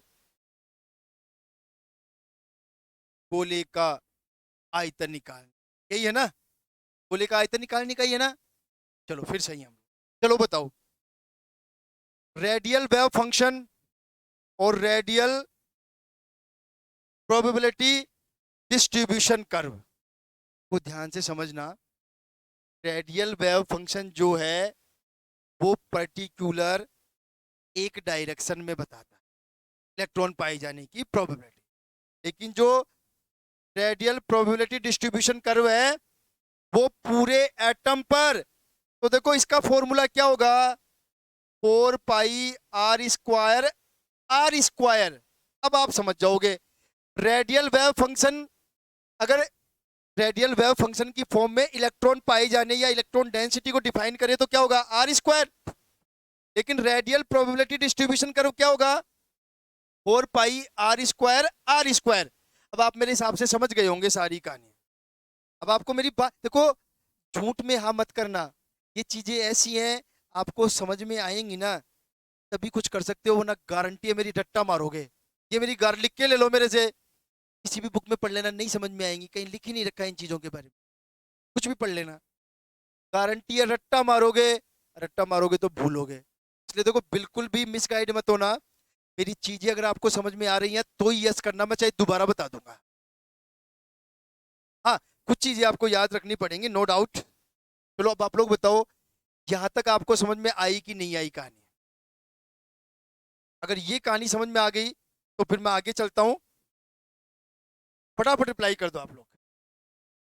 और आगे चलने से पहले मैं कुछ थोड़ा सा और बताऊंगा आप लोगों को। फटाफट रिप्लाई कर दो। देखो यहां तक अगर कोई इश्यू है आप लोगों को तो ठीक है, आ गई। देखो अच्छी तरह से समझ लेना ये चीजें, किसी बुक में कुछ नहीं मिलेगा आपको। आप सोचो कि मैं एनसीईआरटी में पढ़ लूंगा, बीएससी में पढ़ लूंगा, कुछ नहीं दे रखा है।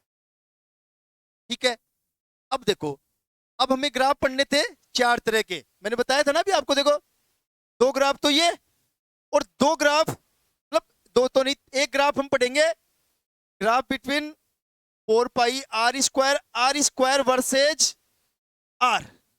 मतलब एक तो रेडियल वेव फंक्शन के ग्राफ पढ़ेंगे आर के साथ, और एक पढ़ेंगे रेडियल प्रोबेबिलिटी डिस्ट्रीब्यूशन फंक्शन के आर के साथ। अभी मैं बता दूंगा। इससे पहले क्या पढ़ना है वो आप लोग देख लो। देखो इससे पहले आपको ये पता होना चाहिए कि नोड कितने टाइप के होते हैं। देखो नोड जो है, देखो दोबारा बताऊंगा, पहले यहां पे सिंपल सा समझ लो एक फॉर्मूला।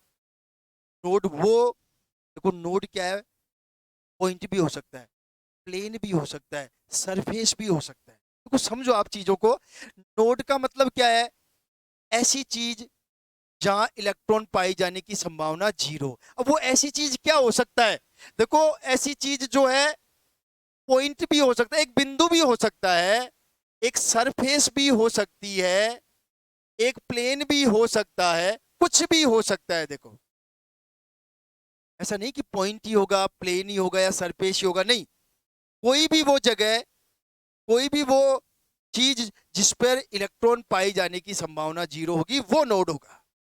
ठीक है, अब नोड कितनी तरह के हो सकते हैं, देखो ये मैं बता देता हूं आप लोगों को थोड़ा सा। एक मिनट बस।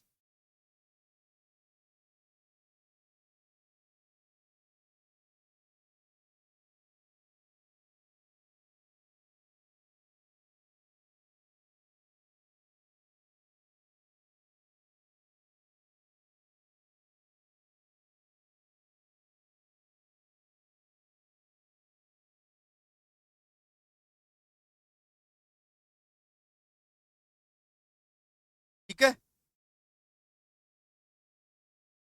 हम लोग बात कर रहे थे देखो नोड की। देखो नोड कितनी तरह के होते हैं वो ध्यान रख लेना। देखो एक तो होते हैं रेडियल नोड। क्या होते हैं, रेडियल नोड, या इन्हीं को बोलते हैं स्पेरिकल नोड। स्पेरिकल नोड, गोलीय नोड जिन्हें बोलते हैं, और इन्हीं को बोलते हैं नोडल सरफेस। ध्यान से समझ लेना, कौन सी surface, nodal surface, radial node. ठीक है,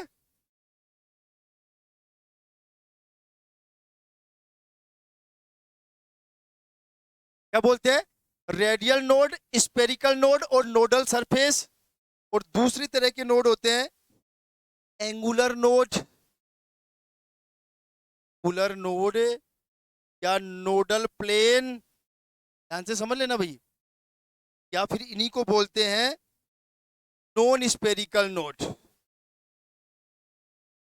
नॉन स्पेरिकल नोड। अब ध्यान रखना, जो रेडियल, रेडियल का मतलब समझ गए ना, ये एटम है, इसके चारों तरफ त्रिज्या की फॉर्म में जो नोड होंगे उनको बोलेंगे नोड, रेडियल नोड। और वही ऐसे नोड गोलीय नोड होंगे, सही बात है ना, बिल्कुल। और इनको नोडल, गोलीय होंगे तो सरफेस होगी, इसलिए इनको नोडल सरफेस भी बोल देंगे। एंगुलर नोड का मतलब कोणीय, मीन्स एक पर्टिकुलर एंगल पे होंगे, तब सब जगह नहीं होगा, एक पर्टिकुलर एंगल पे होगा। एंगल पे होगा तो एक तरह से प्लेन की बात करेंगे, क्योंकि गोल तो होगा नहीं वो। तो एक पर्टिकुलर एंगल का मतलब 90 डिग्री पे, 180 डिग्री पे, जो भी होगा। और एक उसको नॉन स्पेरिकल, क्योंकि वो स्पेरिकल नहीं होगा। बस इतना सा ध्यान रखना, रेडियल नोड का फॉर्मूला होता है n-l-1। ये सबसे इंपॉर्टेंट पार्ट है। n मुख्य क्वांटम संख्या है, l द्विगंशी क्वांटम संख्या है, एजीमुथल क्वांटम संख्या है, और 1 1 है। और एंगुलर नोड, इसका फॉर्मूला होता है, इसका फॉर्मूला होता है एल, कि जो वैल्यू एल की होगी उतने ही नोडल प्लेन होंगे, उतने ही नोडल प्लेन। क्लियर है, इसका मतलब किसी भी एटम में दो तरह के नोड हो सकते हैं, तो टोटल नोड कितने होंगे? तो आपको ये भी पता होना चाहिए टोटल नोड कितने होने चाहिए। Radial node plus angular node means n minus L minus 1 plus L. तो देखो l से l कैंसिल हो जाएगा, तो जो किसी भी एटम में जो टोटल नोड होंगे वो होंगे n माइनस 1। ध्यान से समझना। अब देखो, आप लोगों ने आज तक पढ़ रखा होगा, लेकिन आपने बहुत जगह गलतियां भी की होंगी। आपको कौन सा नोड पूछ रहा है? रेडियल नोड पूछ रहा है कि स्पेरिकल नोड पूछ रहा है कि नोडल सरफेस पूछ रहा है? आपको एंगुलर नोड पूछ रहा है कि नोडल प्लेन पूछ रहा है कि nodal non spherical non nodal पूछ रहा है या टोटल नोड पूछ रहा है? उसके अकॉर्डिंग आंसर देना है। आपको पूछ लिया रेडियल नोड, आप निकाल रहे हो टोटल नोड और आ रहे हो एग्जाम से, ओ भाई साहब सही हो गया अपना। बिल्कुल गलत। भाई साहब रेडियल नोड पूछे थे उसने, टोटल नोड निकाल दी। क्लियर है? एंगुलर नोड बिल्कुल आया होगा, याद है। मैं देखो, आपको लास्ट ईयर का तो एक क्वेश्चन भी ऐसा नहीं मिलेगा जो मैंने नहीं पढ़ाया हो, मेरी गारंटी है। एक एक क्वेश्चन आपको मिल जाएगा। बिल्कुल मैंने बता दिया ना। अब आप चाहे कोई सा भी ऑर्बिटल ले लो, जैसे आपको ये पूछ लिया जाए कि आपको दे दिया 4d ऑर्बिटल, इसके लिए एंगुलर सॉरी रेडियल नोड बताओ भाई।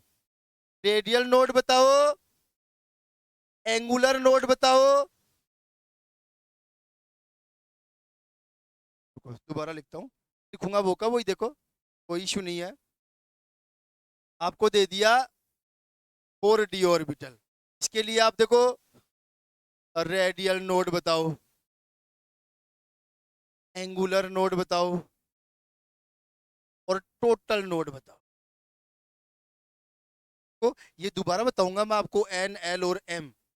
तो देखो आपको सबको ही पता है। चलो बताओ एक बार आप लोग बताओ 4d ऑर्बिटल के लिए रेडियल नोड कितने होंगे, एंगुलर नोड कितने होंगे, टोटल नोड। देखो टोटल तो मैं बता देता हूं, टोटल का फॉर्मूला क्या है, n माइनस 1। और ये वैल्यू हमेशा n होती है, जो नंबर आपको दिख जाए ना स्टार्टिंग में वो n होता है। तो देखो 4 माइनस 1 तो 3 होंगे भाई। टोटल नोड 4d में 3, इसका मतलब इन दोनों का योग भी 3 होना चाहिए। देखो तरीका मैं बता देता हूं, करना आप लोगों को है। क्लियर है? तो आप बता दो कितने रेडियल नोड होंगे, कितने एंगुलर नोड होंगे, फटाफट रिप्लाई कर दो। देखो मैं बता देता हूं, एन का तो आपको पता ही है, किसी भी ऑर्बिटल से पहले ये जो संख्या दिखती है वो हमेशा एन होता है। ठीक है? और अगर एल एस पी डी और एफ, इनके लिए एल की वैल्यू होती है 0 1 2 और 3। आगे बताऊंगा मैं दोबारा, लेकिन यहाँ पे बीच में आ गया इसलिए मैं बता रहा हूँ आप लोगों को। क्या बताया भैया आप लोगों ने? एंगुलर क्या लिखा है आपने ये? अच्छा एंगुलर 1, रेडियल 2। जगमाल 4 कैसे कर दिए भाई? 1 2 4, टोटल 4 कैसे आए? अरे यही तो गलती सुधारने के लिए इतनी महाभारत बता रहा हूं जगमाल। मैंने क्या कहा, इन दोनों का योग टोटल के बराबर होना चाहिए। आपका आई थिंक 1 2 तो ठीक होगा। ठीक है, मामला आगे गड़बड़ कर दिया आप। योग 4 नहीं होगा। देखो सीधी सी बात है यार, N minus L minus n-l-1। देखो n की जगह 4, d के लिए l कितना है 2 और -1, तो देखो 4 में से 3 जाएंगे तो 1, रेडियल नोड 1। और एंगुलर नोड कितना होता है l, तो d के लिए l कितना है 2, तो ये लो 2 बस, और 2 और 1 3। कोई कोई दिक्कत नहीं, वो कोई कोई कोई इशू नहीं है। आपने 1 और 2 बता दिया तो वो तो सही होना ही था, लेकिन आपने 4 लिखा इसलिए मैंने बोल दिया। बाकी क्लियर है, कोई इशू नहीं है। आप निकाल सकते हो किसी भी ऑर्बिटल के लिए radial node, angular node, total node. अगर किसी को कोई भी इशू हो तो पूछ लो, बाकी तो असाइनमेंट में काफी सारे मिल जाएंगे इस टाइप के क्वेश्चन आपको। लेकिन आपको पता होना चाहिए। चले भाई, अब देखो ये कहानी मैंने इसलिए बताई है कि अब हम लोग ग्राफ बनाएंगे, और वो ग्राफ 3 टाइप के थे। देखो पहला ग्राफ, 2 ग्राफ पहले, आर वर्सेज आर और आर स्क्वायर वर्सेज आर। कुछ समझ लो, मैं फटाफट खत्म करूंगा। देखो ये आर साई है और ये आर स्क्वायर एक तरह से साई स्क्वायर है। बस इतना सा ध्यान रखें, आर आपको पता ही है। देखो अब ये ग्राफ कैसे बनते हैं, इसमें आपको हमेशा रेडियल नोड ध्यान रखने हैं। कौन से नोड? Radial node. देखो अब आप दो चीजें समझो।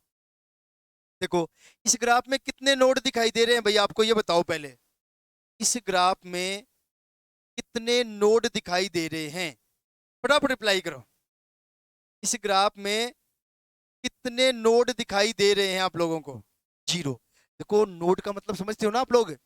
अगर ये लाइन इस तरह से ये इसको क्रॉस करके नीचे चली जाए ना, अगर यही रुक जाए तो नोड नहीं है, अगर क्रॉस करके नीचे चला गया तो नोड, फिर ये नीचे से आकर के ऊपर आ गया तो फिर नोड। ध्यान रखना। लेकिन स्टार्टिंग पॉइंट और एंडिंग पॉइंट को कभी भी नोड नहीं मानते हैं। इसमें कितने नोड हैं? 0। लेकिन ध्यान रखना, इनमें जितनी भी बात करेंगे वो कौन से नोड की बात की जाती है? रेडियल नोड की। ये सबसे इंपॉर्टेंट पार्ट ध्यान। तो रेडियल नोड अगर 1s में देखे तो सबको पता है 1s में तो मतलब ही नहीं है रेडियल नोड का कोई, क्योंकि हम लोग क्या लिखते हैं? n minus l minus 1। तो देखो 1s के लिए n माइनस 1 l माइनस 1, तो देखो n तो क्या है 1, s के लिए n 0 माइनस 1, तो 0 आ गया है, चेक कर लो। तो इसका मतलब ये 0 नोड। बस इतना सा ध्यान रखना कि जो r और जो इस r और ये s ऑर्बिटल का ग्राफ हमेशा यहां से स्टार्ट होता है। s ऑर्बिटल का ग्राफ यहां से स्टार्ट होगा। अगर आर स्क्वायर की बात करें तो सेम ग्राफ बनेगा, क्योंकि अगर देखो इसमें नोड होता ना तो ये नीचे की तरफ, मैं बता दूंगा अभी समझ में आ जाएगी, ठीक है? अब आप इसके बाद में 1 मिनट,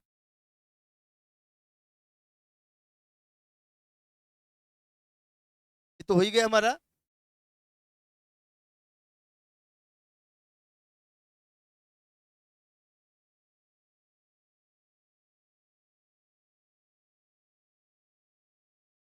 देखो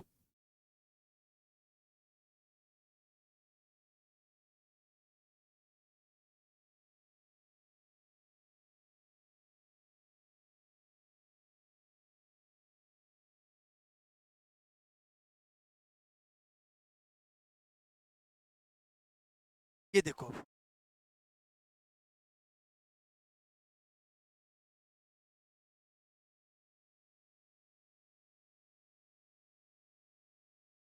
और था कोई नहीं, इससे समझ लेते हैं। मैंने नोट्स में तो बना दिया है, आपको समझ में आ जाएंगी सारी कहानी। देखो 3s, 3s का मतलब है, आप पहले रेडियल नोड निकालो। रेडियल नोड का मतलब n माइनस l माइनस 1। तो देखो यहां से तो 3 माइनस 0 माइनस 1, ठीक है? यही होगा ना भाई? तो यहां से जो बनेगा वो क्या बनेगा? 2 रेडियल नोड आएंगे। कितने रेडियल नोड आएंगे? एक बार निकाल के देखना आप लोग। 2 रेडियल नोड आएंगे या चेंज होगा? फिर एक बार देख चेक करो आप लोग।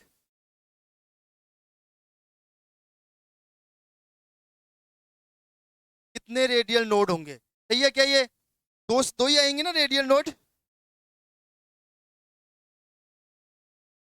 हाँ सही है ये। अच्छा ये फिर गड़बड़ है, ये मैंने यहाँ पे लिखा है एक तरह से, ये गड़बड़ कर दी है मैंने। ये 2s का होगा, इसको 2s का कर लो आप, अब सही हो जाएगा ये। मैं तभी सोच रहा था, मैंने कहा कहीं ना कहीं गड़बड़ तो है। इसको 2s के लिए कंसीडर करेंगे, 3s का नीचे होगा। देखो 2s के लिए निकालेंगे तो देखो 2 माइनस 0 माइनस 1, तो 1 रेडियल नोड आएगा। बिल्कुल सही है। देखो मैंने थोड़ा सा, तभी मैं सोच रहा था, मैंने बनाते समय शायद ग्राफ 2 है। बिल्कुल सही कह रहे हो मीनाक्षी, ग्राफ 2s का है बिल्कुल। मैं तभी तो कंफ्यूज हो गया। देखो यही है, बस जरा सा भी मिस्टेक होती है पता चल जाता है। तो देखो एक रेडियल नोड, एक नोड हो गया है भाई। लेकिन देखो आर स्क्वायर, अब आर स्क्वायर मतलब वही प्रोबेबिलिटी को शो कर रहा है ना, तो इसका मतलब ये तो नेगेटिव हो ही नहीं सकता, और नेगेटिव नहीं हो सकता तो नोड तो एक हो जाएगा, लेकिन यहां से ये वापस ऊपर जाएगा, नीचे नहीं आएगा, ये ध्यान रखना। क्लियर है? इसके बाद देखो 2p का, देखो ध्यान रखना, 1s का मतलब s ऑर्बिटल का यहां से स्टार्ट हो रहा था, 2p का यहां से स्टार्ट होगा, और ये सीधी लाइन इसी से समझोगे आप। देखो ध्यान रखना, इन ग्राफों में ये पार्ट बहुत इंपॉर्टेंट है। एस का यहां से स्टार्ट होगा, पी का ये वाली लाइन हमेशा सीधी, ठीक है, और डी में ये वाली लाइन जो है वो परवलयाकार। ये ध्यान जरूर रखना आप लोग। देखो ये ग्राफ तभी समझ में आएंगे क्योंकि देखो आप लोग क्या सोच रहे हो, कैसे पता लगा सकते हो भाई आप लोग कि ये कौन से ऑर्बिटल का ग्राफ है। देखो आपके माइंड में अगर ये चल रही है ना कि मैं रेडियल नोड निकाल के पता लगा लूंगा, तो आप गलती कर रहे हो। बहुत सारे ऑर्बिटल ऐसे हैं जिनमें रेडियल नोड सेम हो सकते हैं। समझ लो मेरी बात अच्छी तरह से। आप आपको कोई ग्राफ देगा एग्जाम में और ये पूछेगा ये ग्राफ कौन से ऑर्बिटल का है भाई, तो आपको पता है कोई नोड नहीं है, तो जो 4 ऑप्शन होंगे उनमें से नोड निकाल के देख लोगे आप रेडियल नोड, लेकिन आप गलत कर बैठोगे क्योंकि बहुत सारे ऑर्बिटल ऐसे होंगे जिनके लिए रेडियल नोड सेम होंगे। तो आपको उसका पता लगाने के लिए आपको ये देखना है कि ग्राफ यहां से स्टार्ट हो रहा है, सीधी लाइन है या परवलयाकार है। ये बड़ा इंपॉर्टेंट पार्ट है। बात समझ में आ गई ना मेरी? आप लोगों के माइंड में ये चल रहा होगा कि यार हम लोग नंबर ऑफ रेडियल नोड निकाल लेंगे और बता देंगे कौन सा ऑर्बिटल है। नहीं बता पाओगे, बता भी दोगे नो डाउट, लेकिन आप गलत कर सकते हो क्योंकि बहुत सारे ऐसे, और आप निकाल के देख लेना, बहुत सारे ऑर्बिटल ऐसे होंगे जिनके लिए एल की वो रेडियल नोड सेम आएंगे। फिर क्या करोगे? तो फिर क्या, पहले ही ये चेक कर लेना ग्राफ कहां से स्टार्ट हो रहा है।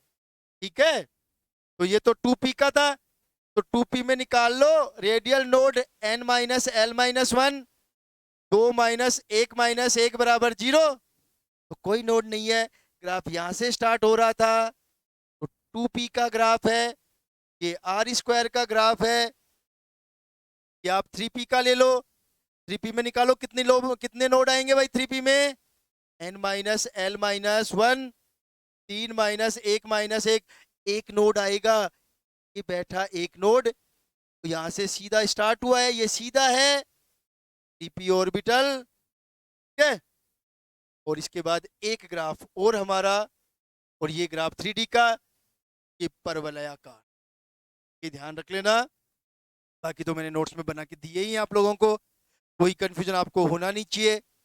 ठीक है, बस लास्ट पार्ट हमारा, और लास्ट पार्ट वही, अब हम लोग ग्राफ बनाएंगे। मैंने बता दिया है सारी कहानी, त्रिज्या प्रायिकता वितरण गुणांक 4 पाई आर स्क्वायर व आर में ग्राफ। ठीक है, नाम ध्यान रख लेना, रेडियल प्रोबेबिलिटी डिस्ट्रीब्यूशन फंक्शन आरपीडीएफ।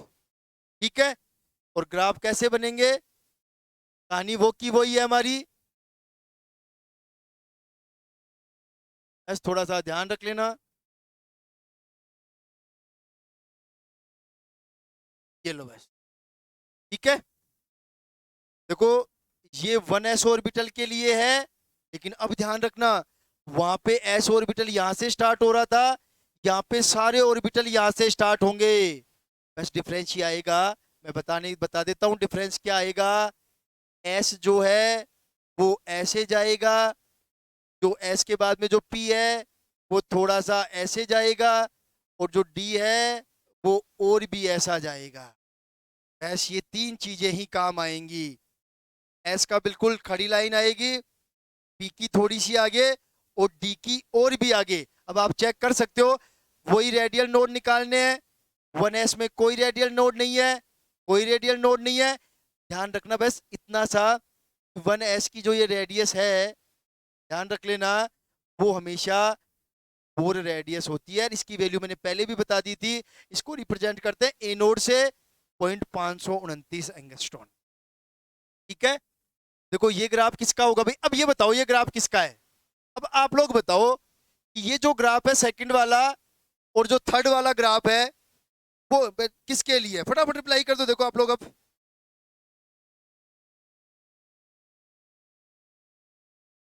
ये ग्राफ किसके लिए है, फटाफट बता दो। देखो आप लोग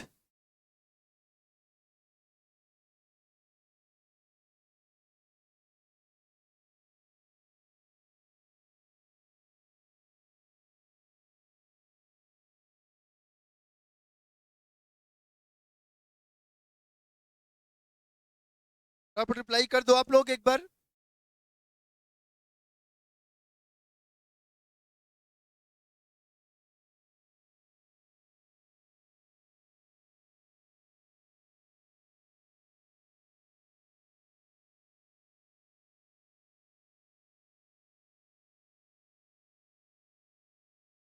ये ग्राफ मतलब कौन से ऑर्बिटल का ग्राफ है वो,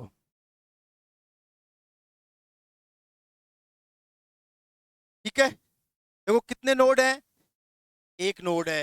अब देखो कहाँ से स्टार्ट हो रहा है, यहाँ से, इसका मतलब एस वाला है। तो आप देख लेना कौन से ऑर्बिटल में, कौन से एस ऑर्बिटल में एक नोड होता है। क्या बताया भाई, पी एंड 3D, तो यही तो समझना था ना। ये क्या कहा था, यहाँ से बिल्कुल ऐसे स्टार्ट होगा, ये यहाँ से बिल्कुल ऐसे स्टार्ट हो रहा है, थोड़ा सा आगे ये बिल्कुल कॉर्नर से, देखो ये पी में जाएगा नो डाउट, ये पी में जाएगा बट ये एस में रहेगा। एक बार चेक कर लो, ये 2s का ये पी में जाएगा और पी में जाएगा तो 2p। देखो यही तो मैंने समझाया नीचे वाले पार्ट में। अब आप इतना सा तो ध्यान रख लो, देखो थोड़ा सा, देखो ये कहाँ जा रहा है, ये भी पी का पार्ट होगा, पी में एक नोड है और पी में एक नोड में होने का मतलब कौन सा ऑर्बिटल, 3p। देखो ये लोब और भी आगे चली गई, ये ध्यान रखना है इस ग्राफ का, बस यहां से समझ में आएगी कहानी। और ये ग्राफ और भी आगे गया, जीरो नोड मतलब डी ऑर्बिटल है, और डी में कौन सा और डी है, डी है, क्योंकि इसके लिए रेडियल नोड जो होंगे वो जीरो आए, ये समझो आप लोग। अब आप मेरे को बता दो अगर किसी को कोई भी इश्यू है तो फटाफट रिप्लाई कर दो आप लोग को। इन ग्राफ्स को केवल समझना है, जो काम की बातें हैं वो सारी मैंने बता दी। देखो दो चीजें हमेशा ध्यान रख लेना, इन सारे ग्राफ्स में रेडियल नोड निकाले जाते हैं। एक गलतफहमी दूर कर लेना कि आप रेडियल नोड के नंबर पे ऑर्बिटल बता दोगे, वो भी गलतफहमी है आपकी, ऐसा नहीं हो पाएगा। मोस्ट इंपॉर्टेंट ये ध्यान रखना है कि कौन से ग्राफ में कौन से ऑर्बिटल का ग्राफ कहाँ से स्टार्ट होता है, बस वो चीज सबसे इंपॉर्टेंट है। अगर वो बता पाओगे तो कर लोगे, अदरवाइज आप गलत करके आओ, ये मेरी गारंटी है। ठीक है, तो एक तरह से जो श्रोडिंगर वाला और उसका सॉल्यूशन वाला पार्ट था वो सारा हमारा कंप्लीट। कल छोटी छोटी चीजें, क्वांटम नंबर पढ़ेंगे, क्वांटम नंबर के बाद शेप ऑफ ऑर्बिटल्स पढ़ेंगे। देखो शेप ऑफ ऑर्बिटल्स और इलेक्ट्रॉन भरने के रूल ऑफ वो रूल, वो मैंने आपको नोट्स में नहीं लिख के दिए हैं, क्योंकि उसमें नोट्स में लिखने का कोई मतलब था ही नहीं। स्ट्रक्चर ऑर्बिटल्स की बना के मैं बता दूंगा, और वो चारों रूल क्या है, वो एक एक लाइन के हैं, तो उन रूल को हमें नहीं पढ़ना, हमें तो उनकी प्रैक्टिस करनी है, इसलिए मैंने नहीं लिख के दिए हैं। मैंने कहा चार लाइन क्या लिखेंगे हम लोग। और फिर इलेक्ट्रॉनिक कॉन्फ़िगरेशन, और इलेक्ट्रॉनिक कॉन्फ़िगरेशन भी मैंने इसलिए नहीं लिखा क्योंकि मैं आपको इलेक्ट्रॉनिक कॉन्फ़िगरेशन केवल 8-10 एलिमेंट का बताऊंगा जो अपवाद वाले होते हैं। अब ऐसा तो है नहीं हम 108 एलिमेंट का इलेक्ट्रॉनिक कॉन्फ़िगरेशन लिख देंगे, वो तो पॉसिबल ही नहीं है। हम केवल वो वाले लिखेंगे जो अपवाद में।